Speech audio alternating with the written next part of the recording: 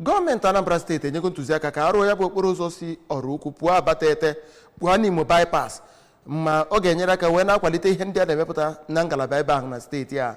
Chukwuemeka Modelim wetara anyị akụkọ a. Kọmishọna na-ahụ maka mgbasa ozi na steeti a bụ Maazị Law Mefo kwubutere nke a mgbe ọ na-agwa ndị nta akụkọ okwu n'obi gọọmenti dị n'Awka ka gọọmenti steeti a mechara nzukọ ha. Ọ gakwara n'ihu wee kwuo na enwekwara okporo ụzọ abụọ bụ nke gọọmenti steeti a kwetegoro na ọ ga-arụ. Maazị Mefo gakwaziri n'ihu wee kọwaa na ọ bụ na arụcha ya bụ ụzọ na ọ ga-akwụsị agbakọta akwụrụ na-eme ebe ahụ ma nyekwazi aka hụ na a na-akọpụta akwụkwọ nri ọkachasị onugbu bụ nke eji mara ha ma bụkwazịa nke a na-eri na steeti a.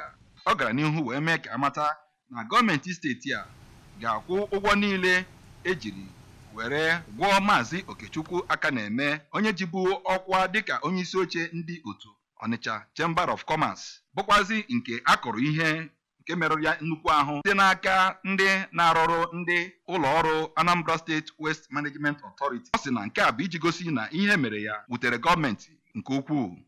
N'Awka, abụ m Chukwuemeka Modelim.